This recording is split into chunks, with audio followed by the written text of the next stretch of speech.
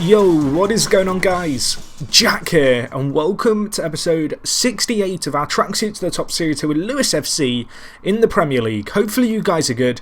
Today I've got for you guys an end of season live com here in the Premier League in our second season. And the reason I'm doing a live com, and it is going to be for the last 3 games of the year, so yeah, get your popcorn out, get comfortable. This is going to be a longer episode.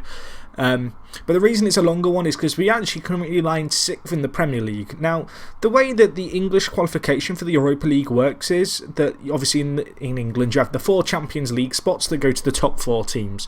England then has 3 Europa League spots, obviously the Europa League being the kind of step down tournament from the Champions League.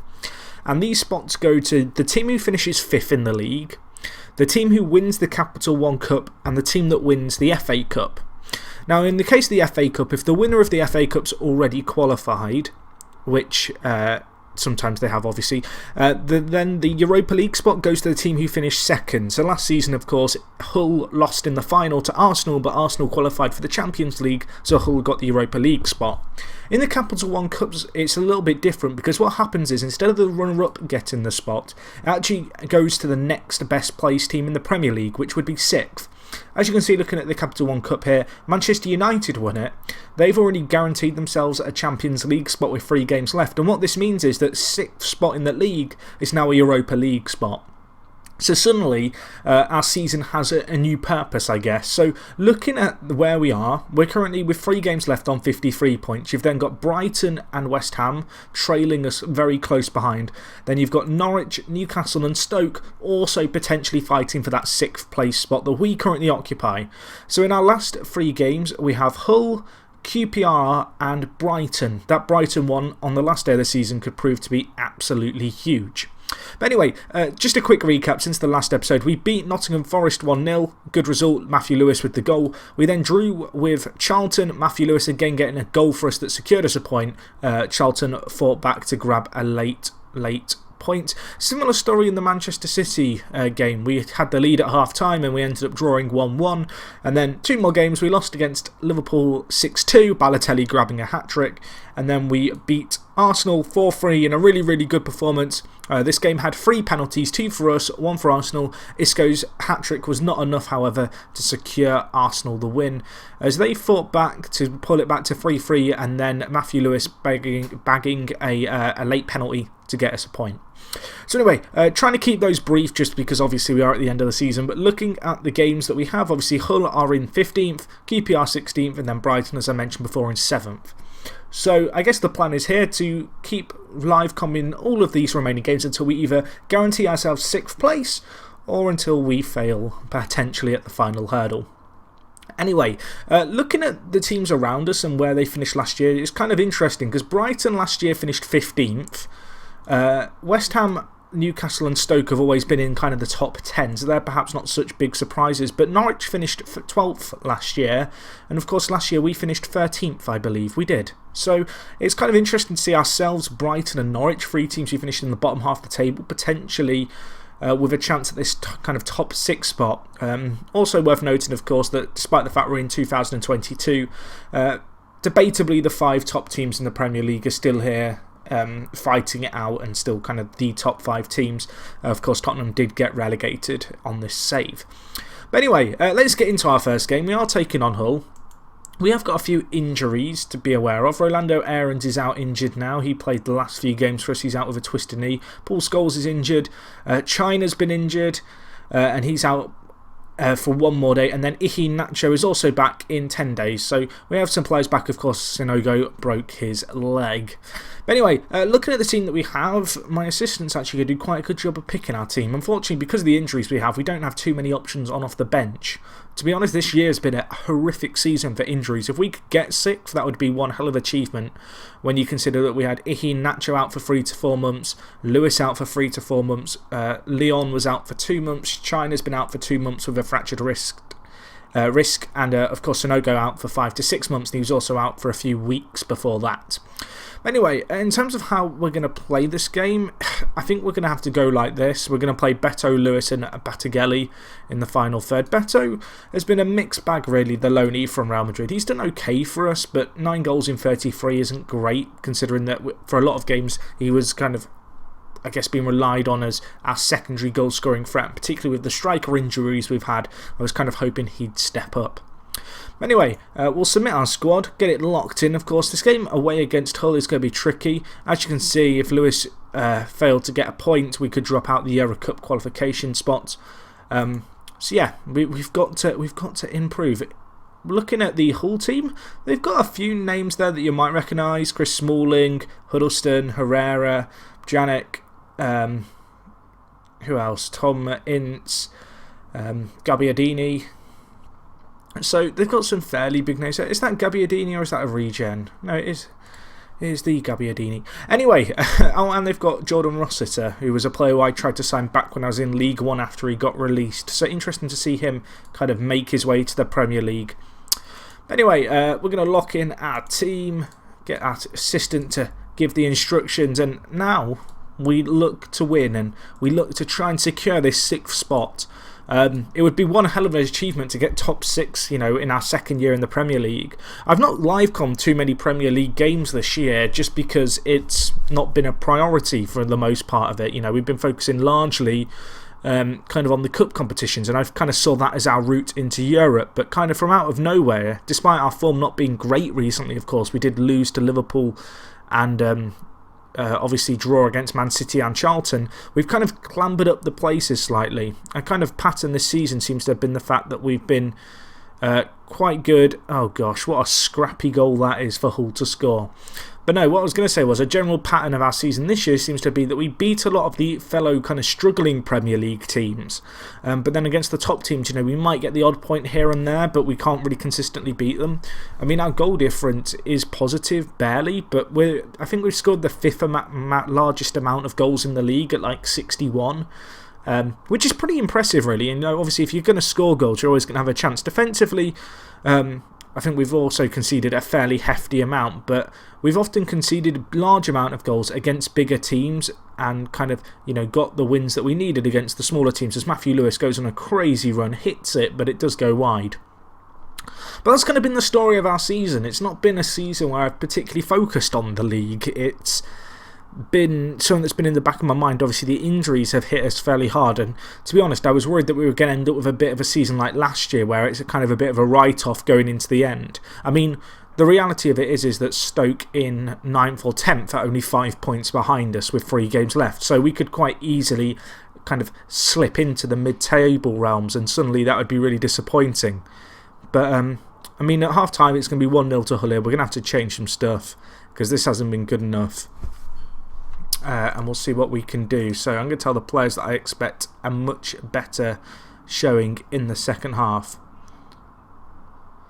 And they're immediately on the attack. This is not good. Poor defensive display immediately from half-time. It is cleared though, and Leon there to deal with the second ball too. But yeah, all in all, it's been a good season so far. Obviously, we need to win here. Matthew Lewis, bury that. Oh, he's missed a sitter. Obviously, and we also changed our system. We struggled to begin with, but this kind of switch to a 4-3-1-2 has really aided us in the midfield battle.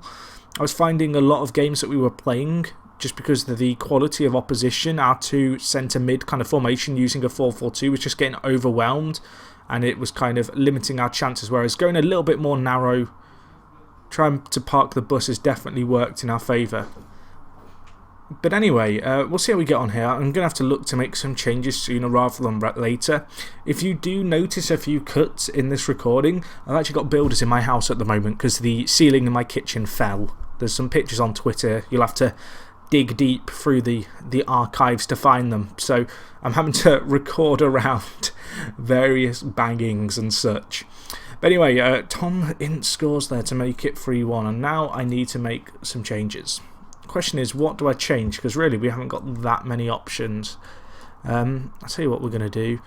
We're going to go on the offensive. We're going to go with 2 advanced forwards and then Matthew Lewis just playing as a deep lying forward, dropping off them. We're going to throw some men forward, maybe go a little bit more direct, although we do play on direct by default. Let's go higher tempo and push higher up and see what we can do. But yeah, we're going to try and throw some men forward. I guess one of the issues that I do have with my current squad, and one of the perhaps worries if we were to make it into Europe, is just how kind of much strength we lack in depth as we concede a third. Is it offside? I think it's been given offside. It has. But yeah, because of our lack of strength in depth, I don't know how well prepared we are for Europe, if I'm honest. I kind of feel like that could backfire, and then Matthew Lewis gets injured. Of course he does, because the game hates me. I don't really want to play China because he's not fully fit, but we'll just have to stick him in the team. Unfortunately, it looks like with this at 2-0, it's probably going to be game over for us. It's been a close game, but we just haven't created enough clear-cut chances.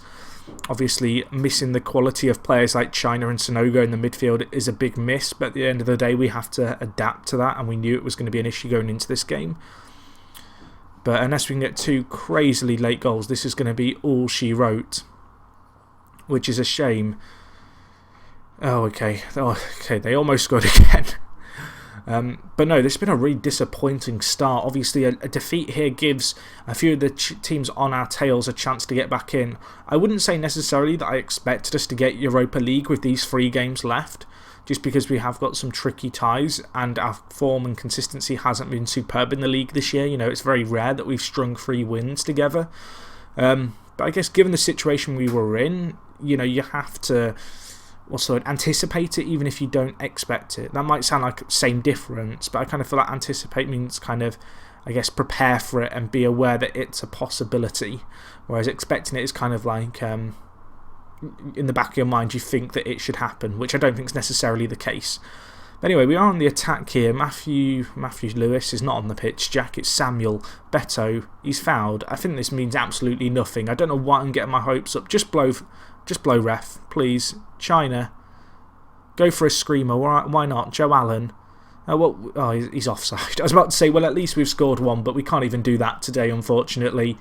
Hull are going to win that 2-0 last kick of the game, that offside goal. That was not good enough, boys. Really disappointing. Hopefully Matthew Lewis isn't out for too long, because he has been our main kind of source of goals this year and the player we have really, really relied on. Doesn't look like he's injured long term, so that's fortunate, I guess. But you can see just looking at the injuries here, there's just a lot of them, and it's a shame. If we look at the fixtures, we have QPR and Brighton yet to play. That game against Brighton could be huge because Brighton have just leapfrogged us. Looking at it, if West Ham win their game in hand, they would actually go 7th ahead of us. Norwich also in there with a chance, although a win for them could only take them as high as 8th, and they've got Liverpool, so that's not going to be easy for them. But anyway, as I said before, the season's gone pretty well. In a weird way, I almost don't want to qualify for Europe this year. Despite how much I kind of bigged up that as a possibility from the cup competitions, I kind of feel like this season, particularly the latter half of this season where we have had these injuries, has kind of made me realise that my squad depth just isn't there. Obviously, we had some money that we spent this year, and we did spend quite a lot of it on Roberto, the young Brazilian striker who's coming in, who looks like he could be very good for us.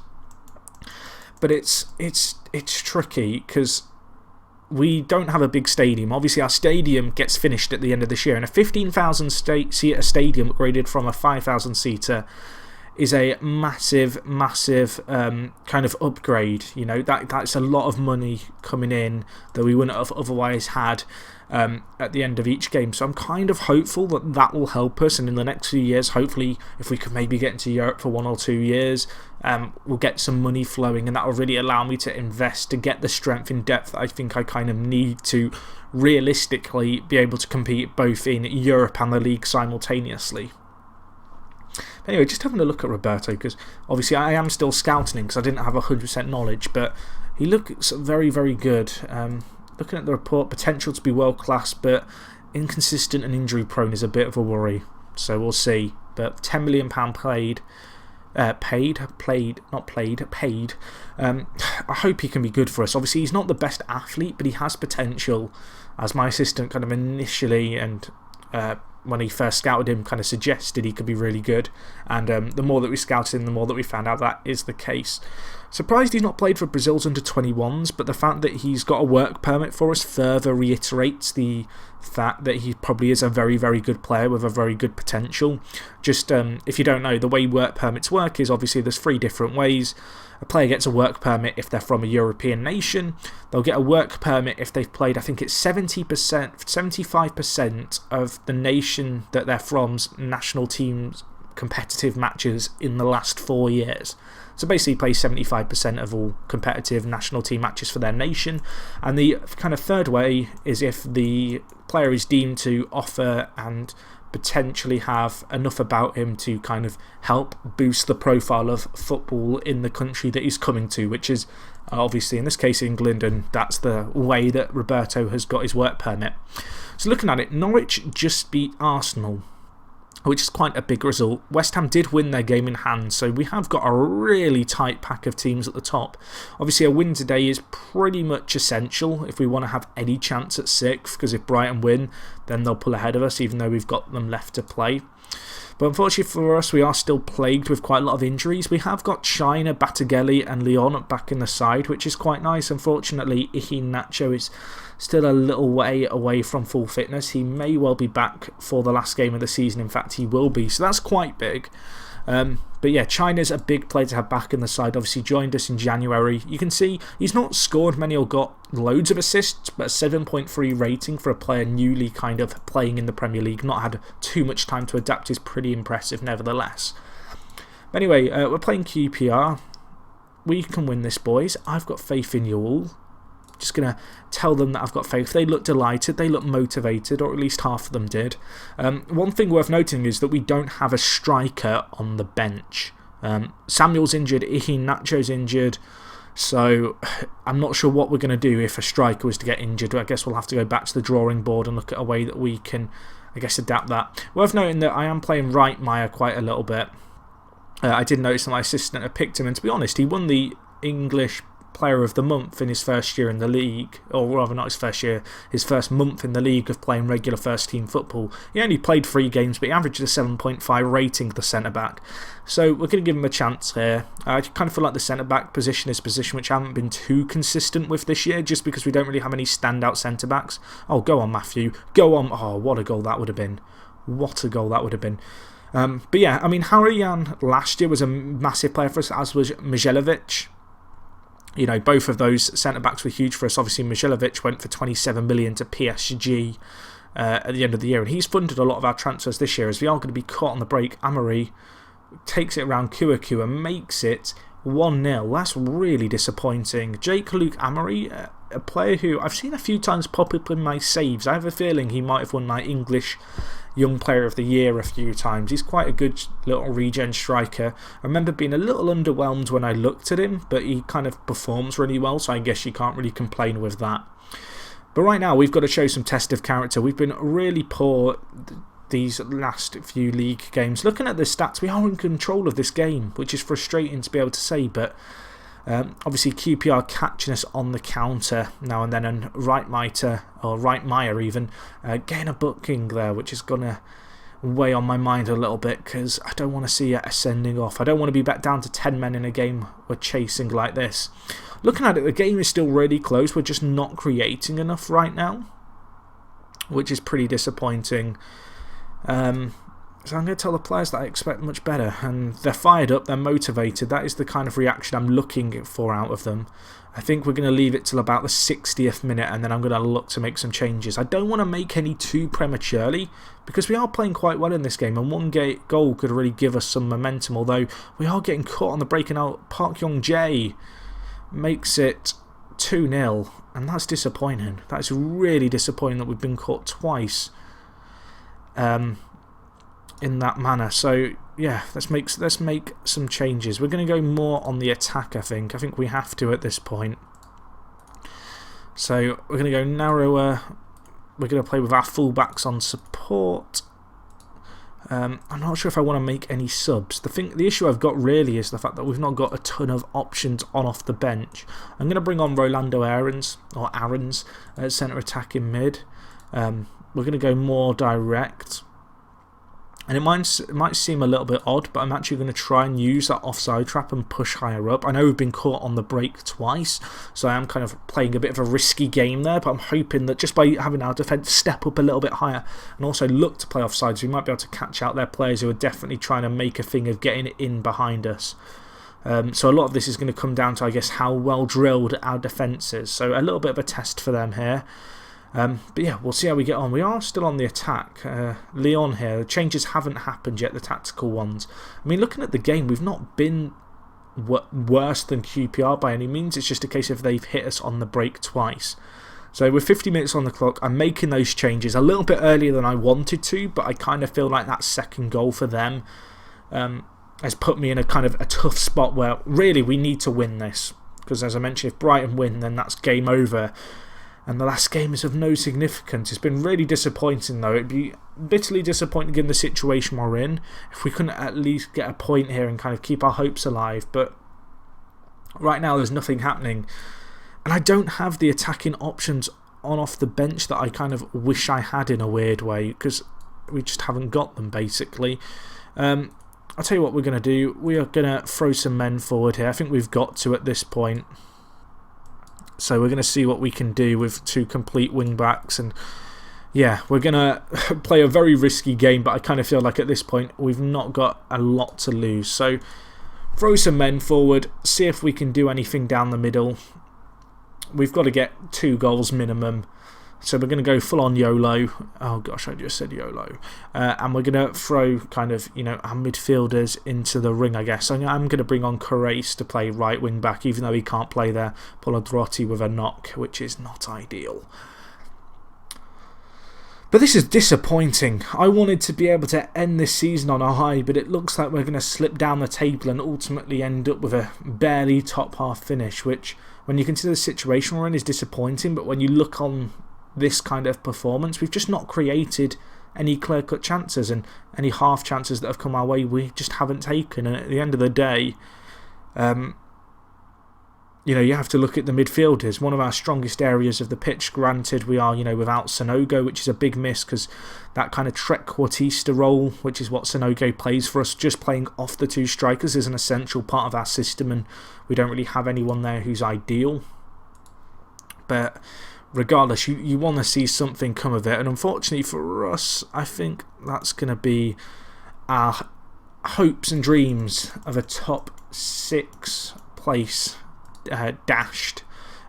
Although Brighton don't play until tomorrow, so we have to continue for at least one day with potentially false hope in the desperate kind of want, I guess, that we can get something. Worth noting, Beto getting the Young Player of the Month. I can't say I necessarily agree with that. I don't feel like he's been a particularly standout player for us lately. He had 2 good games, but besides that, he's been mediocre at best. But not a bad player. He's not made a massive impact for us on loan from Real Madrid. Certainly not the impact that I perhaps was hoping for from him. But yeah, let's have a look at the league games which are going to be played today. I assume it's going to show us the fixtures. It is. So Cardiff, we need you to get us a result here against Brighton. I don't think a draw's enough. In fact, it is. So we will be live coming this last game, unless West Ham win. Are West Ham playing on the Monday, or are they playing in this second game? West Ham lost. Okay, well suddenly we are live coming to the last game. Are you ready for this? We need to win. West Ham have to win. Newcastle have to win. And Brighton have to lose. Of course, we're playing Brighton. So if we win, we're basically looking at West Ham and Newcastle both to lose. West Ham's last game is against Everton, although they have got the Europa League final as well. I cannot remember. The winner of the Europa League gets a spot in the Champions League, but I can't remember what effect that has on Europa League in the country that you're playing in. I can't remember if that then gives another Europa League spot, or if the league just has one less Europa League team. God, I wish I knew all these complicated qualification rules, because they are just ridiculous. The other game that we've got to keep an eye on is Man City v Newcastle, so maybe Man City can do us a favour there. I'm pretty sure they need to win to get top 4 potentially, so they will certainly want to win that. But ultimately, we are going to have to beat Brighton, and considering our form in our last 2 games, I don't know how confident I am of even that. I mean, if you'd asked me before I started this little run into the end of the season, I probably would have backed us, but it's been underwhelming to say the least. Kind of our performances this year. If we look at the Premier League, I'm just curious to see if there's any other kind of big stories for the end of the year. I guess Liverpool v Man United going into the last day is huge. There's also Everton here, who, as I mentioned, are playing West Ham, and they are going to have to win to avoid getting relegated. So I guess that's a fairly big game for them. So they're going to want to win that. And also, yeah, Man City and Chelsea tied with one another. So Man City's certainly going to want to beat Newcastle. So this is a bit of an interesting last day of the season. Not often in the Premier League that you see action going on in the Champions League spots, in the kind of title race, in the Europa League spots, and in the relegation dogfight. We'll get the league table up. Of course, we are on the 15.3.0 database kind of game update, which does mean that we have the scrolling bar on the panel of the league table during matches, which is absolutely beautiful because it means we can keep track of everything that's going on during our game. Of course, we have to win. We have to win. Although Iheanacho is going to be back, which is going to be fairly big for us, I think. Apparently, Kouakou improving in training, according to that news item, I think, which is good. But yeah, big game, big moment. It's the end of season live con. What did I expect, really? Yeah, this is hard. I mean, where could we finish if we lose? If we lose, we could still drop as low as 11th, which would be pretty disappointing to have dropped from 6th to 11th, but it kind of gives you an idea of how tight the league's been. This is how my assistant wants to line us up. Iheanacho is not 100% fit, but he is playing nevertheless. He doesn't have a choice in the matter. He is going to be playing complete forward for us. I'm actually going to play him on complete forward attack. Besides that, Correa's coming in at right back is the only other major change to our first team. We're going to go back to Denswell and Harayan at centre back.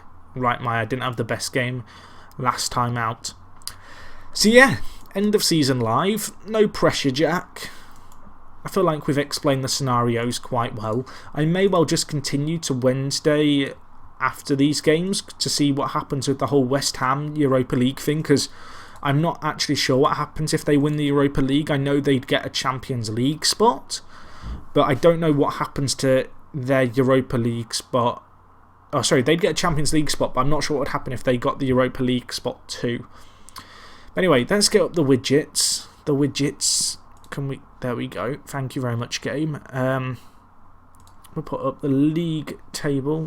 Where's the league table? Apparently the league table's there. Where is the league table? Is it behind? It's gone. It's gone AWOL. Oh gosh, they've hit the post. Get it out, Carace. Well, I don't really know what to tell you about the league table. I guess we'll just have up the latest. Oh, okay, now we've got the latest scores. Excellent. Well, that'll do. Really, we only need to focus on this game and the Newcastle one and the West Ham game. So we'll put those. We'll scroll down to the bottom so you can see both of them. But they're the games that matter. Although we still have to win this game ourselves. And right now they're on the attack. He blasts it over. Who was that who missed that? That was a bad miss for them. I am actually going to change something. I'm actually going to put on drop deeper, which might seem a little bit weird, but we've been caught with a very high line a few times in our last few games, and I need to do something about that because it's kind of a pattern repeating itself. Looking at the results, nothing happening in any of the games that we care about just yet. And now we have a big hoofball up to Lewis. Can he do anything with it? Matthew Lewis goes outside to Pedrera. Iheanacho. Lewis, bang that. Iheanacho, oh, he's missed a sitter with the rebound. I've not been able to scream his name too much during this year because of all the injuries he's had. But there was a chance there and we missed it. China. Iheanacho, bang that. Thank you very much. That is 1-0. He scores his 11th of the year. The fan favourite grabs a goal on his return. And to think the assistant didn't want to play him. Outrageous. Out-blooming-rageous. This is huge. Right now, as things stand, we would be getting the Europa League spot. Despite our poor performances in our previous two games, you know, we've been less than satisfying. We've not played great, but we have a chance here. Obviously, we have to win this game. We're winning 1-0, but that's not comfortable, although we have a chance here. Iheanacho, Matthew Lewis is there in the middle, my son. Oh, keep going. What a ball that is. Matthew Lewis with a chance but couldn't take it. It was tricky on his left foot. But I would have backed him. And now Brighton on the attack. Good tackle there by China, although two players getting in the way of one another. Lack of communication, and now Brighton have it. Batagelli, though, with a huge tackle. Nacho, he does the man. He turns him inside out. Tries to get the ball to China. Shei Ojo wins it. Leon. China's there. Lewis! Oh, he's missed another. The score's still even. So basically, the result you need to look at is the Newcastle one and the West Ham one. Unfortunately, West Ham are winning, which right now would see them get the spot. But really, we've just got to focus on what we can do.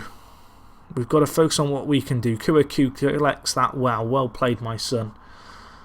But 41 minutes in, we're doing okay. We're in 7th as things stand. We need a top 6 finish to guarantee ourselves Europa League. As I mentioned, if West Ham were to finish 6th and then win the Europa League, I'm not sure what happens, so we'll have to find out. But disappointing right now that we are winning, but it's not enough. Although Brighton's still on the attack, we can't get complacent about our own result.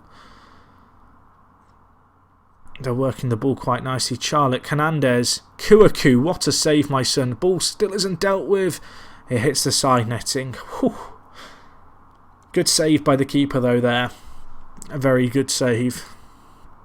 We are riding our luck quite a lot at this point, but we're playing well. I'm happy, boys. Considering our poor performances in our last few games, to get Nacho and Matthew Lewis alongside each other up front is huge. Looking at it, Man City taking the lead against Newcastle. That's good for us. That means Newcastle need 2 goals to get a top 6 finish, potentially, and that's still relying on them getting that West Ham result go their way. Although West Ham's still only 1-0. Nacho, Matthew Lewis scores. It's 2-0. We've been the better team in this game. We've had a lot of clear-cut chances. We've not taken them, but we have certainly taken that one, and that is huge. Massive. Good throw in. Nacho with the little nod on, and then Matthew Lewis running round the back. His anticipation there to reach the ball was just superior to Gomez's, who just sat flat-footed and did nothing. And Man City go 2-0 up, but now Batagelli's injured. Oh dear, that's not ideal. We'll bring on Joe Allen, bring on the cavalry. Come on, Everton, do us a favour. I mean, we've still got to win this. 2-0's good. 3-0 would be fantastic and would make me go over the top and probably think we've won. That was a bad foul. That could be a red card just by what I can see here. Potentially. Give him a red, ref. Oh, it's only the yellow. But 30 minutes left. We have a set piece here. Lewis whips it in. Denswell unable to deal with it. Back out wide, Shea. Back out wide to Lewis. Or through the middle if you want. Keeping our few men up in the final third. Regaining our shape, which is nice. Nice play here. Lewis loses the ball though. Now Brighton on the attack. Big gap between our centre-backs. China covers well. Now can we hit them on the break? Lewis. Nacho misses a sitter. If we somehow don't win this now, we're going to look back at all the chances we had and probably blame ourselves for this defeat as cross goes in. Of course it goes in. 2-1. 2-1. And it's not comfortable all of a sudden. Brighton, despite the fact they've not had that many clear-cut chances, have been fairly toe-to-toe with us. You know, they've been even. Kuaku with not the greatest save there, was it really? Sneaking in at the back post. I want to make a change, but I don't really know what to change. We don't have the options. And now Rusnak with a shot. That would have been a crazy goal for him. I'm almost tempted to take off Nacho, but he's been the best player on the pitch. And I can't really do that despite his condition not being great. Right, City are 3-0 up against Newcastle. Fantastic news. That West Ham game is now everything to us. And of course this game here, 2-1. Not comfortable. Not comfortable at all. And I don't want to make any more changes unnecessarily because any change we make is going to weaken us on the pitch. That's kind of the reality of it.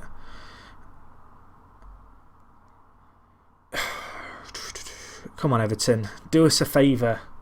Do us a favour. There's 2 minutes left to hold on for us, but there is a chance here one way or another. Petsos grabs it.